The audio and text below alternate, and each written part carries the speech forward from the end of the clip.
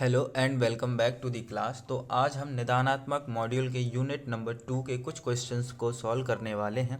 इससे पहले के वीडियोस में यूनिट 1, यूनिट 3 और यूनिट 7 के सभी क्वेश्चंस को कंप्लीट कर चुके हैं।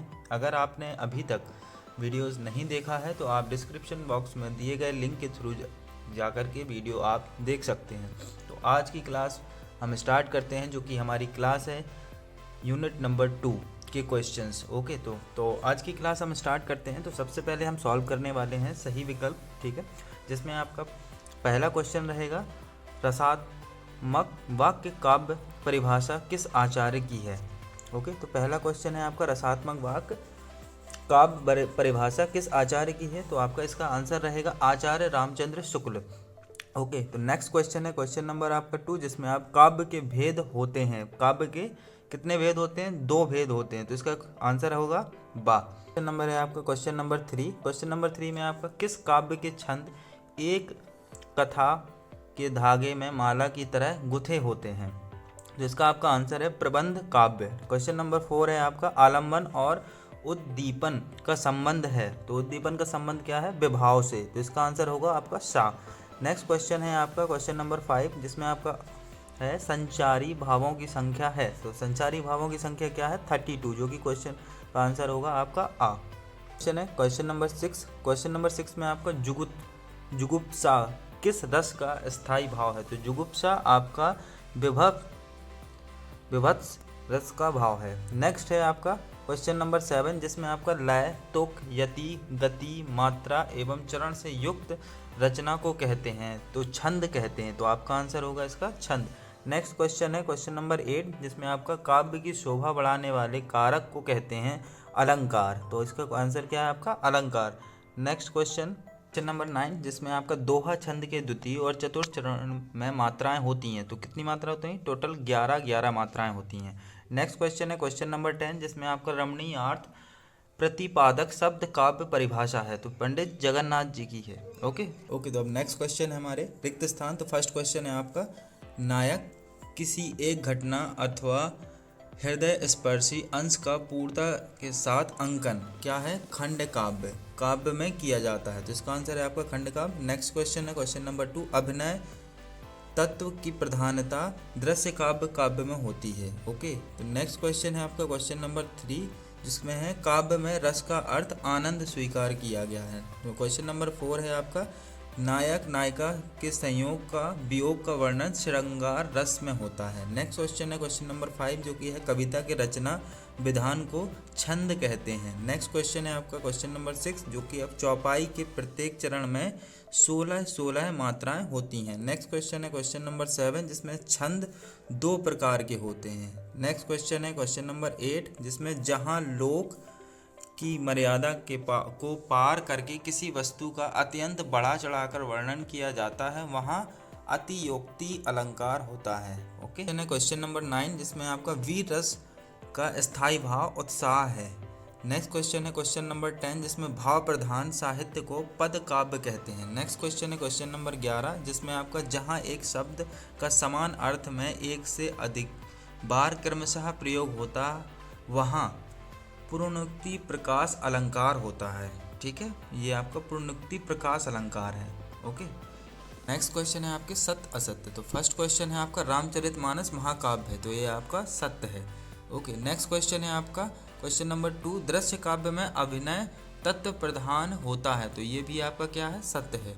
नेक्स्ट क्वेश्चन है आपका क्वेश्चन नंबर 3, जिसमें मात्रिक छंद में मात्राओं की गिनती निश्चित रहती है। तो ये आपका क्वेश्चन आंसर है इसका रॉन्ग। नंबर 4 क्वेश्चन है आपका, वार्णिक छंद में गण का बहुत महत्व है। तो ये आपका क्वेश्चन है सत्य।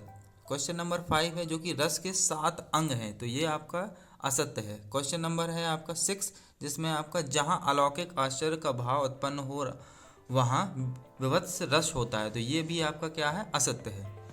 आपका क्वेश्चन नंबर 7, जिसमें अनियोक्ति अलंकार में लोक सीमा के पार करके बढ़ा चढ़ाकर वर्णन होता है। तो ये भी आपका क्या है? असत्य है। क्वेश्चन नंबर है आपका फिर 8, जिसमें आप बन ठन के आए काले मेघ में पुनरुक्ति प्रकाश अलंकार का उदाहरण है। तो ये भी आपका असत्य है। ओके, क्वेश्चन से आपके सही जोड़ी। तो सही जोड़ी हम करेंगे तो फर्स्ट है आपका कामायनी। तो कामायनी का क्या रहेगा, इसमें आपका रहेगा महाकाव्य, पहला होगा आपका महाकाव्य से।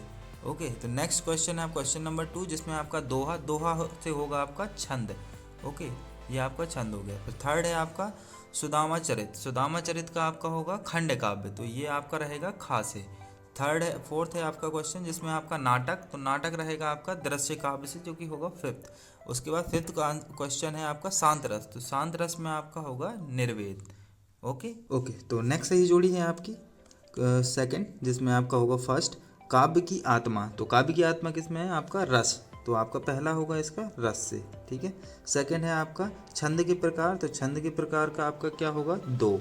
ओके, तो इसका आपका हो जाएगा गा से। क्वेश्चन नंबर थर्ड है जिसमें आपका चौपाई, तो चौपाई का आपका होगा मात्रिक छंद से। ओके, तो नेक्स्ट है आपका क्वेश्चन नंबर 4 जिसमें 3 वर्णों का मेल, तो 3 वर्णों का मेल है आपका गण से, गण से, तो आपका ये हो जाएगा। नंबर 5 है आपका बिहारी सतसई, तो बिहारी सतसई है आपका श्रृंगार परक से।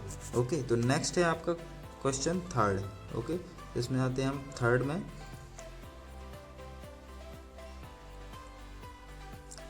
थर्ड में आपका नेक्स्ट आपकी सही जोड़ी है थर्ड, जिसमें आपका फर्स्ट है अलंकार, तो अलंकार का आपका होगा आभूषण से। ठीक है, सेकंड है आपका जहाँ अप्रस्तुत कथन से प्रस्तुत का बोध हो, उसमें होता है अनुयुक्ति अलंकार, तो ये भी आपका क्लियर हो गया। थर्ड है आपका प्रकृति में मानवीय क्रियाओं का आरोपण, तो इसका होगा आपका मानवीकरण से, इसमें जो है रॉन्ग दिया गया है, जबकि है मानवीकरण। ओके, ये मानवीकरण है।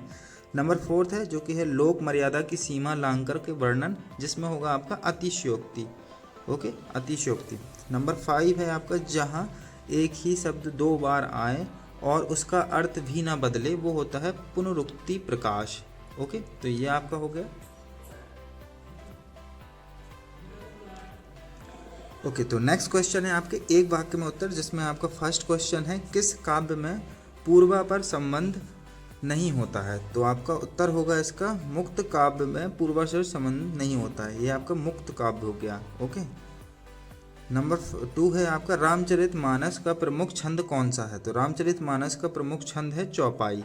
ओके, नेक्स्ट क्वेश्चन है क्वेश्चन नंबर 3 जिसमें मुख्य रूप से स्थायी भावों की संख्या कितनी है, मुख्य रूप से स्थायी भावों की संख्या 9 है।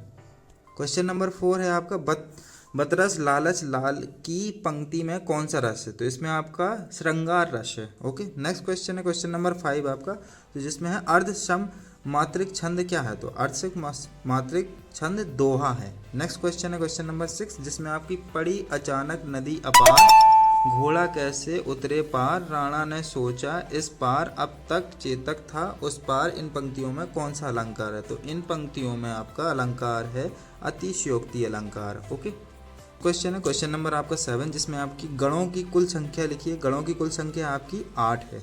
नेक्स्ट क्वेश्चन है आपका 8, क्वेश्चन नंबर 8 जिसमें आपकी 16 मात्राओं का चरण किस छंद में होता है, तो 16 मात्राओं का चरण चौपाई छंद में होता है। तो नेक्स्ट क्वेश्चन है क्वेश्चन नंबर 9 जिसमें आपका साकेत एवं पंचवटी रचनाओं के रचनाकार का नाम लिखिए, तो आपके साकेत एवं पंचवटी रचनाओं के रचनाकार का नाम मैथिली शरण गुप्त है।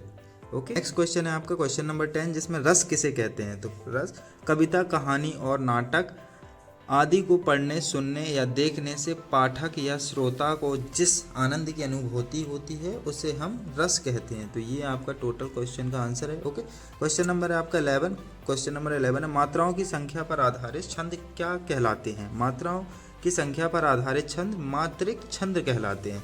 नेक्स्ट क्वेश्चन है क्वेश्चन नंबर 12 जिन कारणों से स्थायी भाव तीव्र होते हैं उन्हें क्या कहते हैं, तो जिन कारणों से स्थायी भाव तीव्र होते हैं उन्हें विभाव कहते हैं। ओके, तो आज की क्लास हम यहीं पर समाप्त करते हैं। आशा करते हैं इस वीडियो के माध्यम से आपको कुछ सीखने को मिलेगा। अगर आप किसी भी अन्य पर वीडियो चाहते हैं तो उसके लिए आप हमें कमेंट कर सकते हैं। साथ ही अगर आपको किसी भी क्वेश्चंस या किसी भी रिलेटेड की कोई इशू आता है तो उसके लिए आप हमें डायरेक्टली हमारे टेलीग्राम चैनल पर कनेक्ट कर सकते हैं, जिसकी लिंक हमने बायो में दिया हुआ है, तो आप वहां से जाकर टेलीग्राम को भी ज्वाइन कर सकते हैं। तो आज की वीडियो हम यहीं पर समाप्त करते हैं, मिलते हैं हम अगले वीडियो में। धन्यवाद।